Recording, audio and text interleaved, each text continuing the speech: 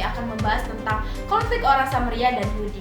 Saya Ride yang akan membahas latar belakang konflik orang Samaria dengan orang Yahudi. Saya Sarah, saya akan membahas tentang penyebab konflik orang Samaria dan Yahudi. Saya Fitri dan Saya Nomi. kami akan menjelaskan bagaimana konflik Samaria dan Yahudi bisa diselesaikan. Saya Wanda akan menjelaskan tentang cara mengatasi konflik orang Samaria dan Yahudi. Baik, saya akan menjelaskan tentang latar belakang orang Yahudi dan orang Samaria. Orang Samaria yang merupakan orang yang murah hati. Cerita yang disampaikan oleh Yesus tentang cara mengasihi sesama yang dapat dipraktikkan secara langsung dalam kehidupan manusia. Seorang Samaria yang dapat perumpamaan Yesus di dalam Alkitab yang tertulis di Lukas 30 ayat 1 sampai yang ke-35. Dapat melakukan tindakan kasih kepada sesama tanpa melihat latar belakang kehidupan orang tersebut. Kata sesama sebenarnya mempunyai arti yang luas, yaitu bukan hanya orang Yahudi dengan teman sebangsanya. Bisa kita lihat dalam Imamat 19 ayat yang ke-18a. Kata sesama itu menunjukkan kepada orang dari luar komunitas Yahudi atau bukan penduduk asli, termasuk orang yang lemah secara sosial dan orang yang seharusnya diberikan perlindungan. Itu bisa kita lihat dalam Alkitab Imamat 19 ayat yang ke-34. Namun pada zaman Yesus, arti dari kata sesama dipersempit menjadi orang-orang bukan penduduk asli yang telah masuk ke agama Yahudi. Arti dari kata sesama disinilah semua orang tanpa terkecuali.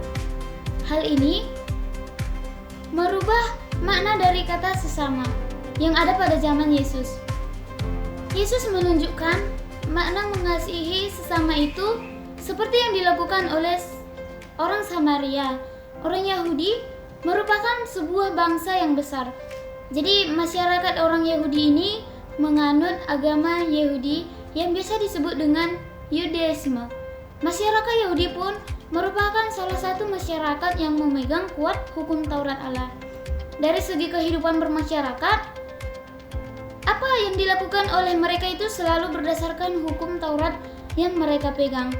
Bahkan di antara mereka terdapat golongan umat Yahudi yang sangat menjaga legalitas hukum Taurat. Bagi mereka, melaksanakan legalitas hukum ini, apa yang tertera dalam hukum Taurat menjelaskan identitas mereka sebagai orang yang mendapat tempat istimewa di hadapan Allah. Dan materi selanjutnya akan dibahas oleh teman saya. Baik, selanjutnya saya akan membahas penyebab konflik orang Samaria dan Yahudi. Jadi berbeda dengan orang Samaria yang tinggal di daerah Samaria, wilayah Palestina bagian utara, mereka merupakan berdarah campuran orang Yahudi dengan bangsa-bangsa lain. Orang Samaria mempunyai kepercayaan yang sama dengan orang Yahudi, yaitu memuja satu Allah yang Maha Esa. Tetapi mereka hanya menerima Taurat Musa atau Pentateuch sebagai kitab suci. Tempat beribadah mereka diselenggarakan di Gunung Gerizim. Oleh karena itu, orang Yahudi menganggap orang Samaria sebagai musuh mereka. Orang Samaria dianggap najis dan tidak dianggap sebagai manusia bagi agama Yahudi. Orang Samaria merupakan musuh bagi orang Yahudi, tetapi juga musuh bagi Allah. Dalam pandangan mereka, orang Samaria memiliki nilai keagamaan yang negatif, sehingga orang Samaria disingkirkan ke tempat yang paling jauh penggenapan Torah. Orang Yahudi juga dilarang untuk menggunakan sesuatu barang yang diperoleh dari orang Samaria, seperti minyak dan anggur. Baik, pembahasan selanjutnya akan dibahas oleh rekan saya. Baik, dari penjelasan rekan saya tentang penyebab terjadinya konflik antara orang Yahudi dan orang Samaria, di sini kami akan menjelaskan bagaimana konflik orang Samaria dan Yahudi bisa diselesaikan. Hubungan orang Yahudi dan orang Samaria yang digambarkan oleh Lukas menunjuk pada hubungan orang-orang dari komunitas Yahudi dan orang-orang dari luar komunitas Yahudi. Jemaat pada saat itu terjadi suatu gerakan dalam pembaruan Yudaisme yang tidak lagi memenangkan orang Yahudi dalam jumlah yang besar, melainkan telah mengalami perubahan menjadi gereja yang beranggotakan orang bukan Yahudi. Sebab Yerusalem yang dianggap sebagai pusat misi dari Injil beralih ke Roma sebagai pusat baru bagi kehidupan orang Kristen. Oleh karena itu, mereka mengalami krisis identitas, berpendapat bahwa pada waktu itu kekristenan sudah tersebar luas di wilayah negara Roma. Meskipun masih termasuk dalam minoritas kecil, tapi masyarakat yang ada di sekitar tidak menyukai mereka sehingga Kaisar Nero memanfaatkan keadaan tersebut untuk menganiaya jemaat Kristen di Roma. Lanjutlah, Nom. Selanjutnya. Aturan kamu Oh, bilang iya, selanjutnya. iya. Ya Allah, aku mana tahu.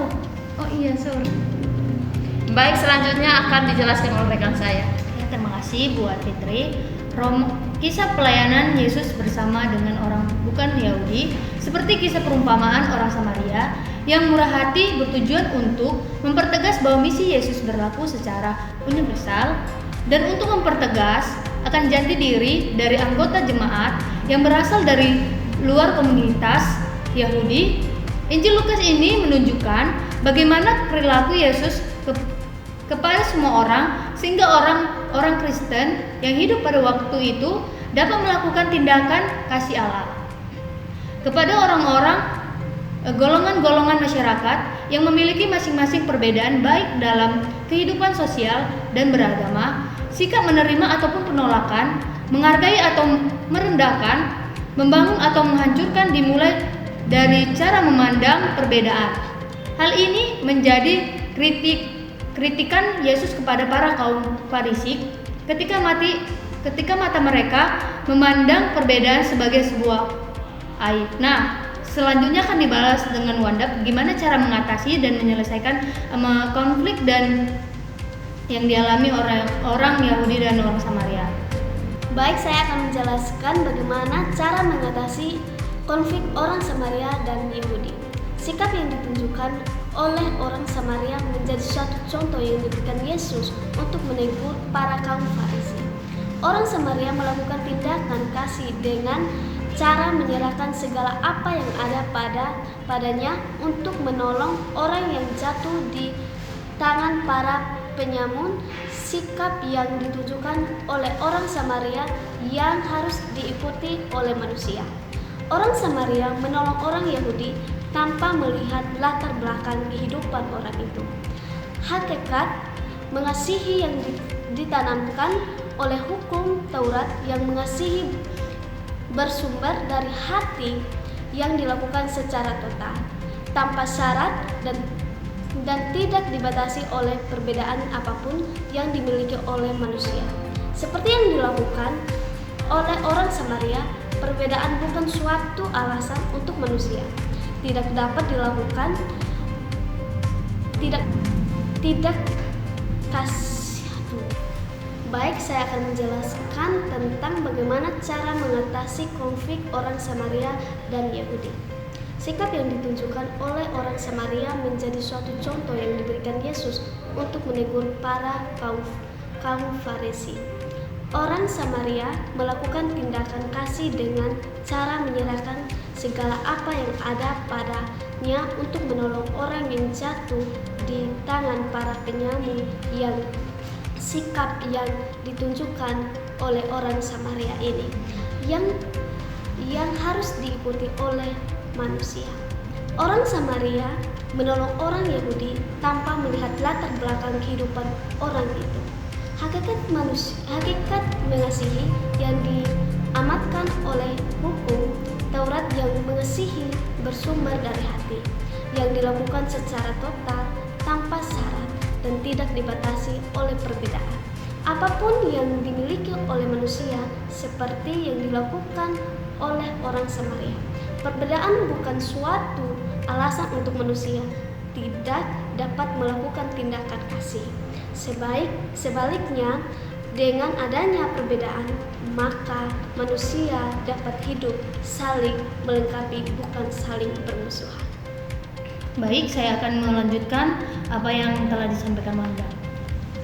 Utama yang harus dilakukan oleh manusia bukan hanya sekedar dipahami, karena Yesus menginginkan tindakan secara nyata dari manusia untuk menunjukkan bahwa mereka sungguh-sungguh memahami amanat hukum Taurat tersebut. Yesus juga ingin menunjukkan bahwa Maksud dari mengasihi sesama manusia adalah harus dimulai dengan menjadi sesama. Nah, bertindak sebagai sesama artinya adalah kemauan yang berasal dari hati untuk menganggap orang lain adalah sesama dan mampu menunjukkan sikap peduli kepada sesama tanpa melihat perbedaan latar kehidupan. Dalam konteks kemajemukan, orang Kristen terpanggil untuk melaksanakan amanat Yesus, yaitu mengasihi semua orang. Dengan kasih, orang Kristen mampu menjalani hubungan baik dengan sesama. Umat yang memiliki perbedaan latar kehidupan manusia harus didasari dengan kasih yang ditunjukkan secara nyata melalui tindakan manusia itu sendiri, sehingga segala perbedaan yang ada di dalam diri manusia tidak menjadi halangan untuk menjadi sesama. Nah, terdapat dalam kitab Lukas 14 ayat 31. Terima kasih buat pemaparan materi kami. Baik, sekian materi yang bisa kami paparkan. Jika ada tutur kata kami yang salah, kami meminta maaf. Terima